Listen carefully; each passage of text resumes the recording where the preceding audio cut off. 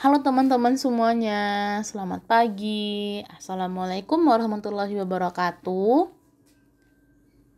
Nah, hari ini kita mau sharing nih tentang kepemimpinan dan kedipimpinan. Nanti kita punya dua keywords yang penting ya teman-teman. Yang pertama, why, kenapa sih kepemimpinan dan kedipimpinan. Yang kedua, how, gimana nih tentang kepemimpinan dan kedipimpinan. Nanti kita bahas bareng-bareng ya. Tapi sebelumnya, perkenalkan dulu, nama saya Sylvia Santika. Saya dari angkatan 2016. Teman-teman bisa panggil saya Teh Uni aja. Nih, yang pertama nih, why? Kenapa? Kenapa sih kita harus paham tentang leadership gitu kan? Yang pertama itu karena goals dari PBB sendiri yang tercantum dalam SDGs atau Sustainable Development Goals, dan juga goals Indonesia sendiri, yaitu Indonesia Emas tahun 2045, menuntut kita untuk menjadi pribadi yang lebih unggul gitu. Salah satunya gimana sih caranya? Dengan cara melakukan self-improvement. Nah, salah satu yang penting itu leadership, kepemimpinan dan kedipimpinan. Apalagi nih teman-teman, nanti kita jadi tahun 2045, kita jadi penentu nih. Indonesia ini akan lebih maju atau malah lebih terpuruk lagi.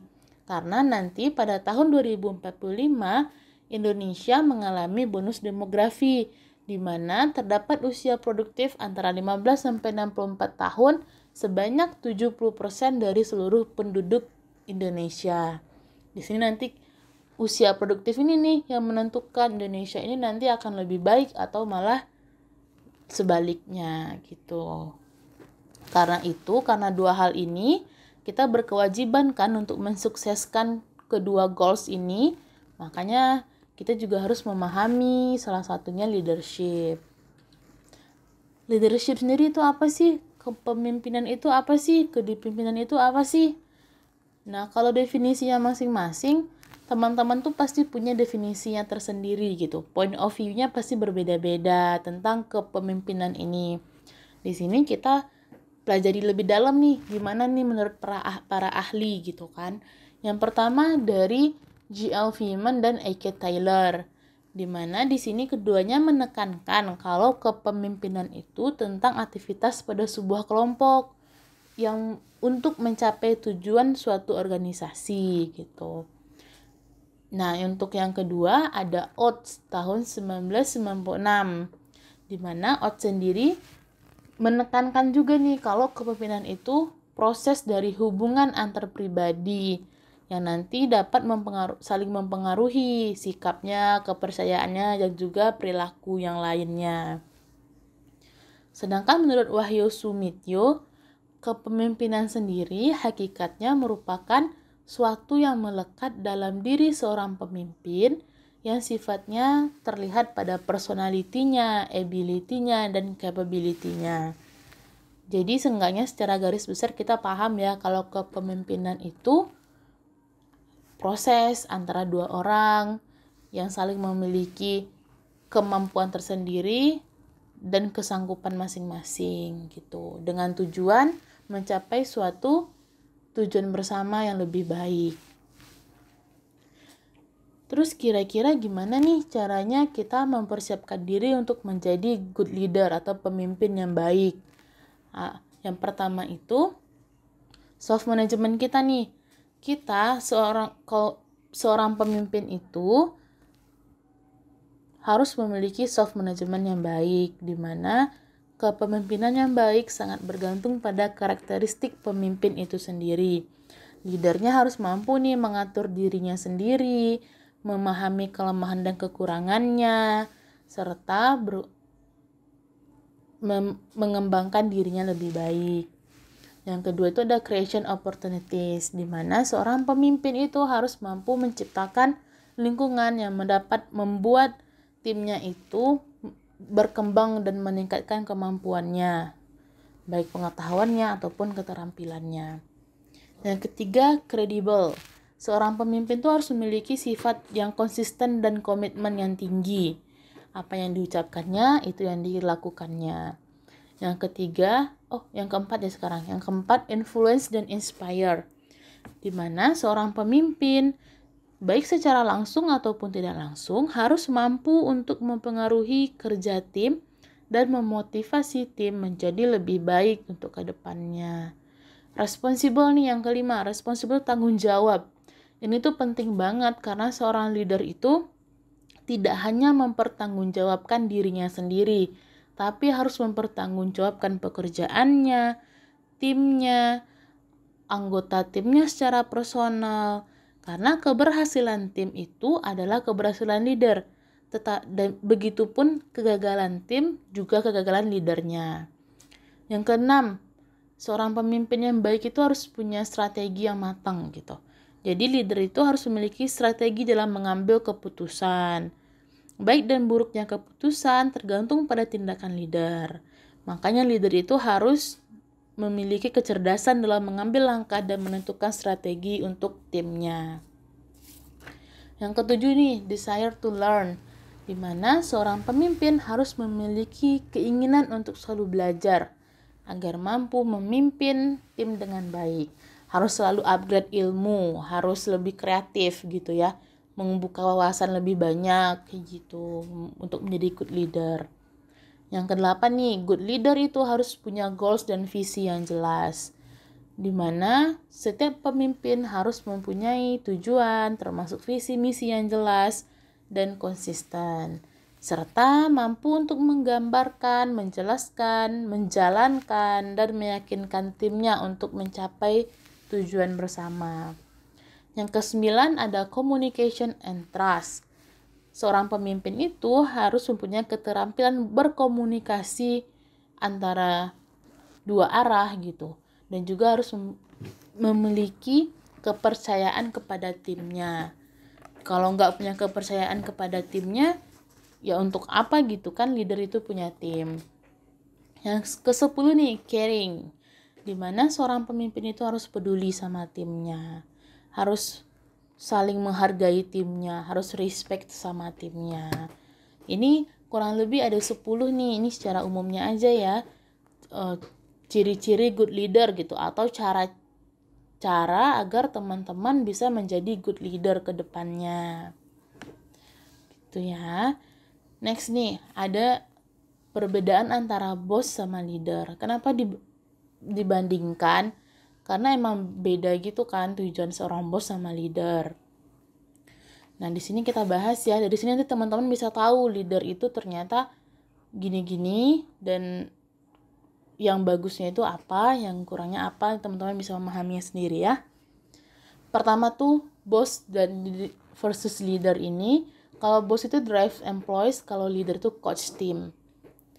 Dimana maksudnya kalau seorang leader itu lebih suka untuk memerintahkan pekerjaan, menuntut karyawannya harus A, B, C gitu kan. Sedangkan kalau leader itu lebih melatih tim, menginspirasinya dengan visi bersama, serta berjalan bersama tim. Yang kedua nih, kalau boss depends on authority, sedangkan leaders on goodwill. Maksudnya itu kalau bos itu sangat otoritas. Kalau bos bilang A, artinya emang A, sedangkan leader itu berdasarkan niat baiknya.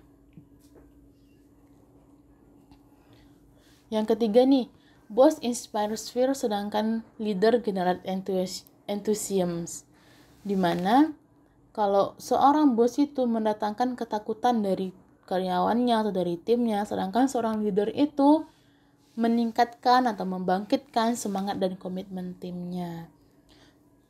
Seorang bos selalu mengatakan saya, sedangkan kalau seorang pemimpin selalu mengatakan kita gitu.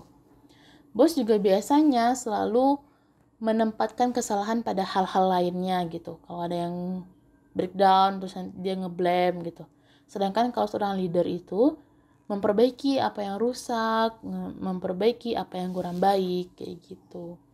Bos juga knows how it's done gitu kan. Maksudnya itu kayak bos itu lebih pengen taunya udah beres aja gitu. Sedangkan kalau leader itu tahu memberikan jalannya, menunjukkan bagaimana menyelesaikan suatu masalah.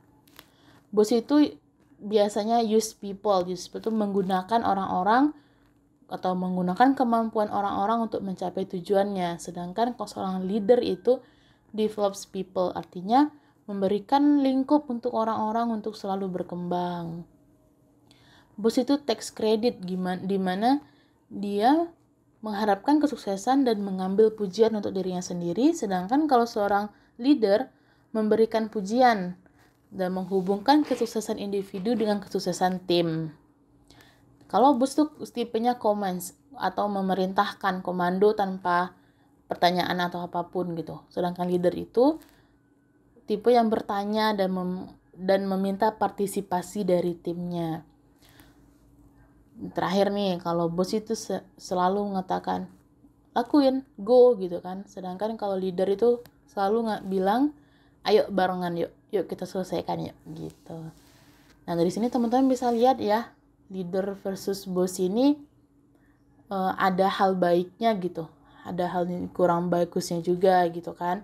Teman-teman bisa menerapkan how to be leader gitu kan. Nextnya nih, tadi kan kita bahasnya ada kepemimpinan dan ada kedipimpinan. Nah, kedipimpinan itu apa sih gitu kan? Kedipimpinan itu secara umum kan artinya orang yang dipimpin oleh seorang pemimpin. Tapi mau bagaimanapun, mau itu dipimpin, terpimpin, memimpin, semuanya memiliki inti yang sama, yaitu tanggung jawab terhadap apa yang sedang dilakukannya. Kenapa sih tanggung jawab itu penting gitu kan? Karena sebagai pemimpin ataupun sebagai dipimpin memiliki tujuan untuk skala besar gitu, untuk suatu organisasi yang lebih besar. Makanya harus memiliki rasa tanggung jawab yang lebih besar juga. Kalau gimana sih caranya jadi orang yang bisa dipimpin dengan baik gitu? Gini aja, karena untuk menjadi pemimpin itu seseorang harus mengawalinya dengan kesiapan untuk mau dipimpin. Nah, kesiapan untuk dipimpin itu meliputi bagaimana kita memimpin diri kita sendiri, mengenal diri sendiri, memanajemen diri sendiri. Dalam dunia kepemimpinan, kita hanya diberikan dua pilihan, dipimpin atau memimpin. Sesuaikan juga dengan kapabilitas, kualitas, kekuatan, dan kemampuan yang kita miliki. Selain itu, modal yang harus dimiliki oleh seorang pemimpin tidak hanya intelektualitas semata, namun harus didukung kecerdasan emosional, komitmen pribadi, dan integritas yang harus ditingkatkan juga dari dirinya sendiri. Nah, gimana sih hubungannya seorang pemimpin dengan orang yang dipimpinnya? Jika hubungan seorang pemimpin yang great leader bertemu dengan great lead person akan menghasilkan best teamwork gitu. Akan menghasilkan teamwork terbaik dengan catatan adanya responsibility, adanya rasa saling tanggung jawab antara kedua belah pihak, adanya good communication antara keduanya, adanya respect antara keduanya, saling menghargai, saling menghormati, dan adanya positive culture atau adanya positive vibes gitu kan. Jadi tuh keduanya itu sama-sama saling memberikan dampak positif untuk masing-masing gitu. Nah, dari semua itu nanti akan terbentuk teamwork yang sangat hebat dan sangat bagus gitu. Makanya hubungan antara leader sama yang dipimpinnya itu sangat penting gitu. Jangan merasa kalau sebagai leader maka bisa seenaknya gitu kepada yang dipimpin, atau sebagai yang dipimpin bisa mengabaikan leader. Kalau itu terjadi, artinya kedua belah pihak tidak memiliki responsibility atau tidak memiliki rasa tanggung jawab, yang menandakan kedua belah pihak berarti belum siap untuk menjadi leader ataupun belum siap untuk menjadi yang dipimpinnya gitu ya. Harus siap kedua belah pihak, maka akan terbentuk suatu teamwork yang bagus dan organisasinya akan berjalan dengan baik. Nah, di sini kita punya studi kasus nih. Jadi itu sebuah organisasi. Oh ya, sebelumnya itu semoga teman-teman paham ya tadi yang disampaikan sehingga nanti bisa menerapkan di sini. Jadi sebuah organisasi memiliki struktur organisasi dan alur komunikasi yang baik. Selama beberapa bulan, semua berjalan dengan baik dan mencapai semua tujuan yang ditetapkan. Ketika organisasi memasuki bulan ke-8, terjadi penurunan produktivitas tim dan banyak target yang tidak tercapai, serta terjadi kesalahpahaman antar divisi. Posisikan diri teman-teman sebagai leader. Kira-kira apa nih yang teman-teman bakal lakukan? Nah, ini studi kasusnya ya. Nanti kita bahas waktu kita diskusi bareng ya teman-teman ya. Oke? Nah, penjelasan singkatnya sampai sini dulu. Terima kasih teman-teman udah memperhatikan. Nanti kita ketemu di sesi diskusi ya. Nanti teman-teman bisa mempertanyakan. Ya insya Allah nanti saya usahakan saya bisa menjawab dengan sebaik mungkin. Terima kasih. Sampai ketemu lagi. Assalamualaikum warahmatullahi wabarakatuh.